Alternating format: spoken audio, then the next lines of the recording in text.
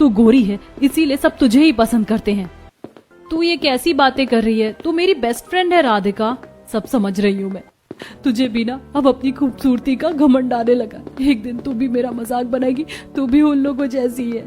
मेरा पीछा मत कर। राधिका बिना मीरा की बात सुने वहां से चली जाती है। अगले दिन राधिका एक पार्क में उदास बैठी थी, तभी मीरा वहां आती है। देख राधिका, कल जो भी हुआ उसके लिए मुझे कोई बात नहीं करनी है मीरा। तू जा यहाँ से। मैं तो जा ही रही हूँ राधिका। मैं अपनी पढ़ाई पूरी करने के लिए दूसरे शहर जा रही हूँ। और हाँ, तेरे लिए एक सरप्राइज भी है। मैं तुझे मुझे तेरा कोई सरप्राइज नहीं सुनना। मुझे अकेला छोड़ दे। राधिका गुस्से में वहां से चली जाती है। 5 साल बाद का समय है। राधिका अब एक कंपनी में काम करती है। आज कंपनी में बहुत बड़ी मीटिंग चल रही थी। कई क्लाइंट्स बैठे थे। कंपनी का बॉस समर भी वहां था।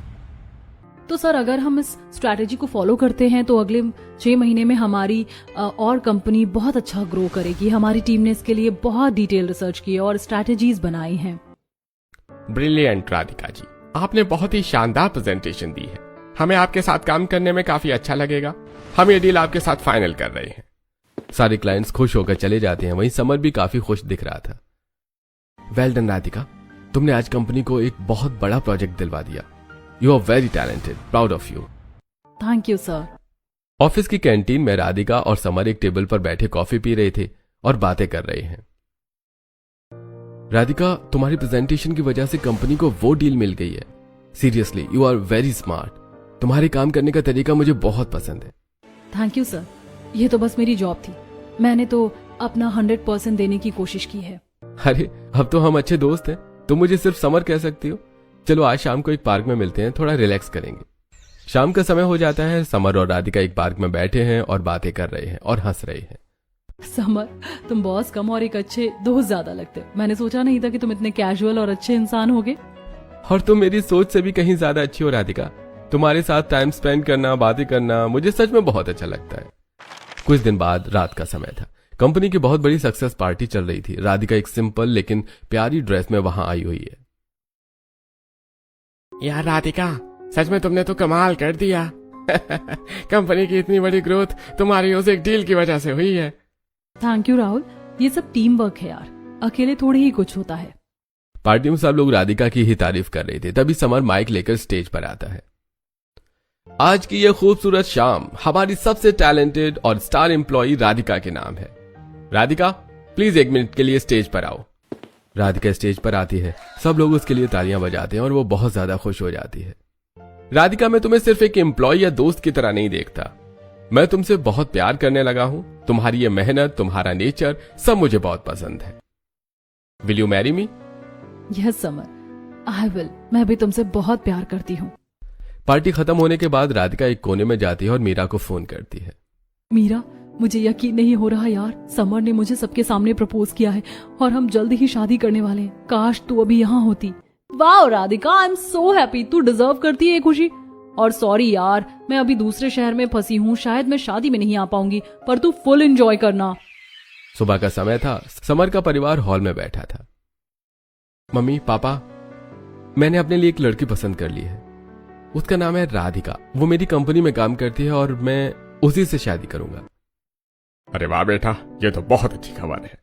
समर उन्हें राधिका का फोटो दिखाता है। हाय राम, ये क्या है? इतनी काली कलुटी लड़की। बिल्कुल नहीं, मैं इस कोयले जैसी लड़की को अपने घर की बहू कभी नहीं बनाऊंगी। बेटा, तू अंधा हो गया है क्या? लिटरली देवर जी, आपका दिमाग खराब हो गया है क्या? हम हाई क्लास लोग हैं। इस बदसूरत और काली लड़की को साथ लेकर चलेंगे तो सोसाइटी में हमारी नाक कट जाएगी। लोग क्या कहेंगे कि हमारी चॉइस कितनी घटिया है। अरे भाभी, रंग से इंसान की पहचान नहीं होती। राधिका बहुत अच्छी है और मेरी शादी उसी से होगी। ये बोलकर समर वहां से चला जाता है। दोपहर का समय हो जाता है। समर और राधिका एक पार्क में मिलते हैं। राधिका, मम्मी और भाभी इस शादी के लिए बिल्कुल भी तैयार नहीं है, पर मैं तुम्हारे बिना नहीं रह सकता। हम कल ही कोर्ट मैरिज करेंगे। अगले दिन दोनों शादी करके समर के घर आते हैं। उन्हें इस तरह देखकर भावना और भड़क जाती है। हाय, मेरी किस्मत तो फूट ही गई है। ये काली डायन मेरे बेटे पर कोई काला जादू करके इस घर में घुस आई है। मैं इस मनहूस का गृह प्रवेश कभी नहीं करूंगी। निकल जाओ यहाँ से। मम्मी जी, अगर ये घर में आई तो घर में पक्का पनौती लग जाएगी। रात में तो ये दिखेगी भी नहीं। कहीं कोई इससे टकराकर गिर ना जाए। अरे बस करो तुम दोनों, तमाशा मत बनाओ। राधिका अब इस घर की बहू है। अगर तुम लोग नहीं करोगी तो उसका गृह प्रवेश मैं करवाऊंगा। आओ बेटी, अंदर आओ। प्रकाश अकेला ही राधिका का गृह प्रवेश करवाता है। अगली सुबह राधिका नई साड़ी पहनकर किचन में अपनी पहली रसोई का खाना बना रही है। तभी भावना और पल्लवी वहां आ जाती हैं।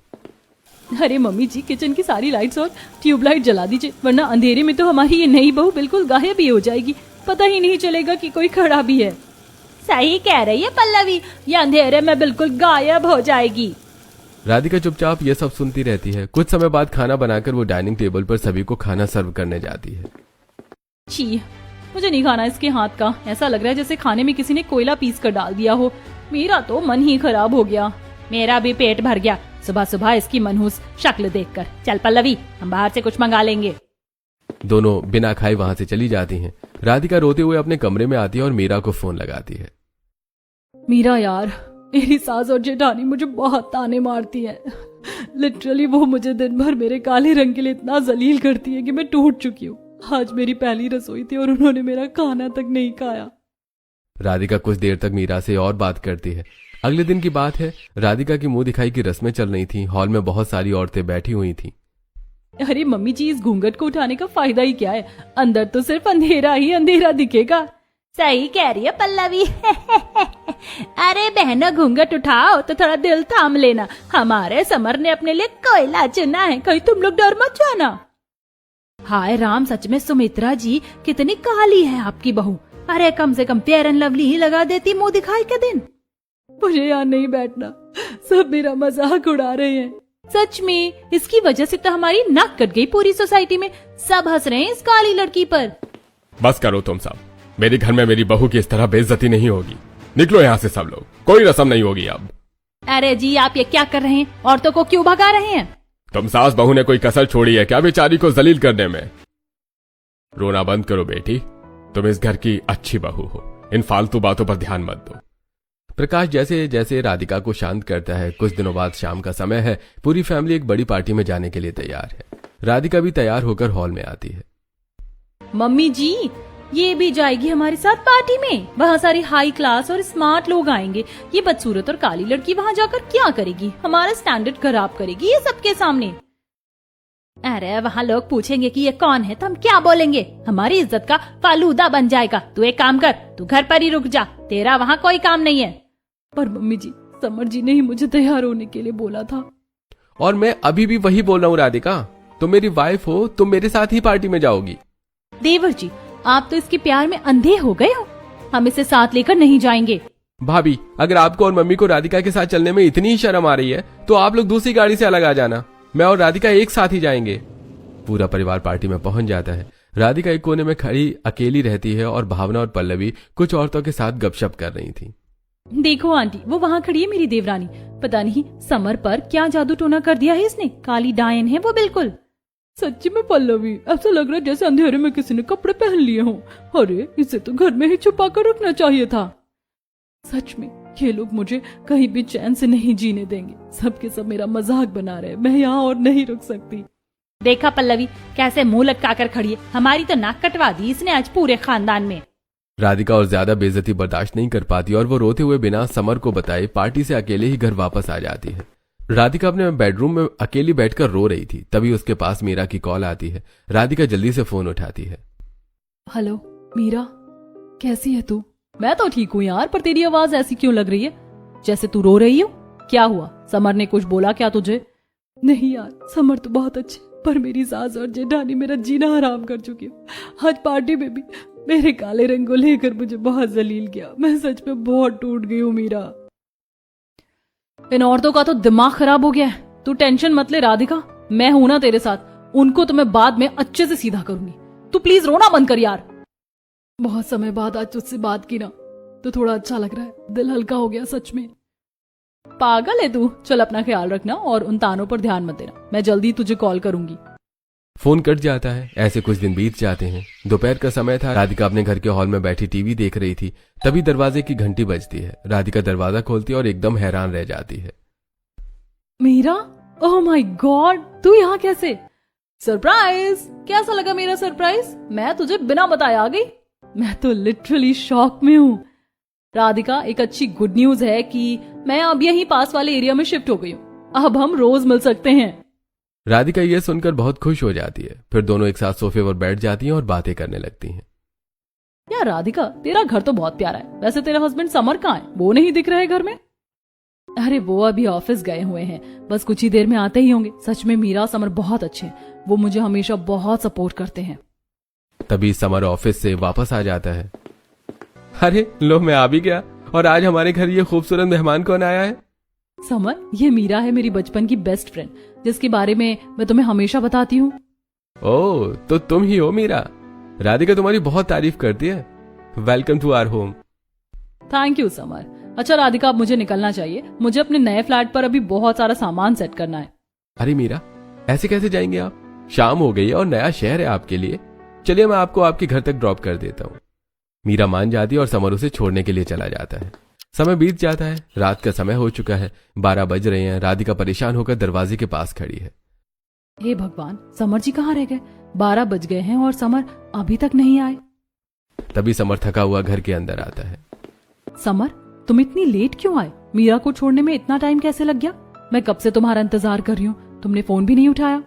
अरे वो राधिका, मेरी गाड़ी बीच रास्ते में खराब हो गई थी। उसे ठीक करवाने में थोड़ा टाइम लग गया और फोन में बैटरी नहीं थी, इसलिए।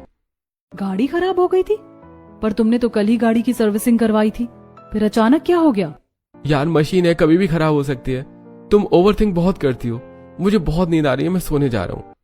समर सोने चला जाता है। रात का समय था, बेडरूम में राधिका सो रही थी। अचानक उसकी नींद खुलती है तो वो देखती है कि समर बिस्तर पर नहीं है। वो उसे ढूंढते हुए बाहर की तरफ जाती है। हाँ, सब ठीक है। अरे तुम टेंशन मत लो, हम कल मिलते हैं ना 12 बजे। तुम सीधा घर आ जाना, फिर हम दोनों यहाँ से साथ में चलेंगे।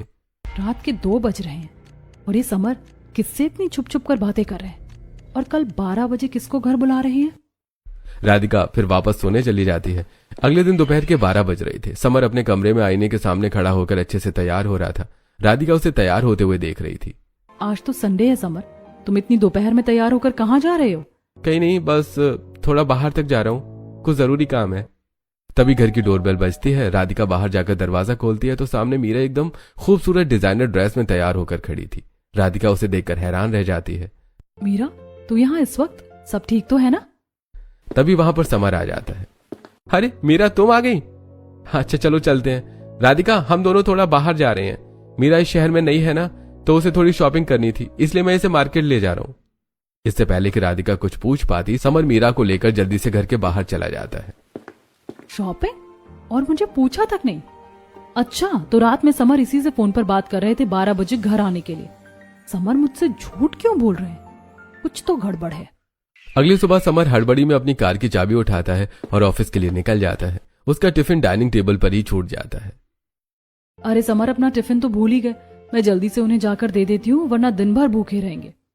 राधिका टिफिन लेकर बाहर आती है और एक ऑटो में बैठकर समर की कार के पीछे पीछे जाती है। तभी वो देखती है कि समर की कार ऑफिस के रास्ते पर जाने की बजाय मीरा के फ्लैट के सामने जाकर रुकती है। हाय समर, चलो, हमें लेट हो रहा है। समर की कार वहां से तेजी से निकल जाती है। राधिका ऑटो में से ये सब देखकर पूरी तरह से सन्न पड़ जाती है।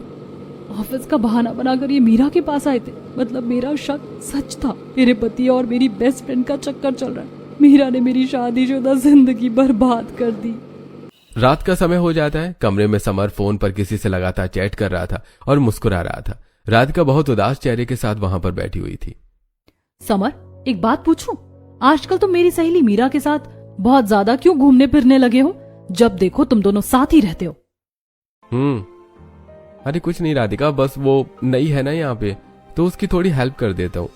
तुम फालतू में टेंशन मत लिया करो। तभी समर के फोन की स्क्रीन पर कॉल आता है जिस पर मीरा लिखा था। राधिका, ऑफिस के क्लाइंट का बहुत जरूरी कॉल है, मैं बाहर जाकर बात करता हूँ। समर कमरे से बाहर निकल जाता है और राधिका ये देखकर रोने लगती है। मुझसे झूठ बोला, मेरे सामने मेरी सहेली का फोन ऑफिस के क्लाइंट के नाम से उठा रहे। मेरे काले रंग की वजह से समर मुझे छोड़ रहे और मीरा ने मेरा पति मुझसे छीन लिया। अगली शाम का समय है। समर अभी अभी ऑफिस से घर लौटा है। समर, पानी पी लो, आज बहुत थक गए होगे ऑफिस में। थैंक्स राधिका। हाँ यार, आज काम बहुत ज्यादा था। तभी घर का दरवाजा खुलता है और मीरा तैयार होकर अंदर आती है। हाय राधिका, हाय समर। ये डायन अब सीधे मेरे घर में आ गई। इसे जरा भी शर्म नहीं है कि ये मेरी सौतन बन रही है। कुछ देर तक बात करने के बाद मीरा और समर एक साथ बाहर जाने लगते हैं। तभी राधिका उन्हें रोक देती है। राधिका, तुम दरवाजे के आगे से हटो। मैं और मीरा एक पार्टी में जा रहे हैं, हमें बहुत जरूरी काम है। आज रात को हमें आने में थोड़ा सा लेट हो जाएगा, तो तुम मेरा इंतजार मत करना। पर समर, तुम मुझे छोड़कर मेरी ही सहेली के साथ पार्टी में क्यों जा रहे हो? मुझे भी साथ ले चलो ना, प्लीज मत जाओ ऐसे।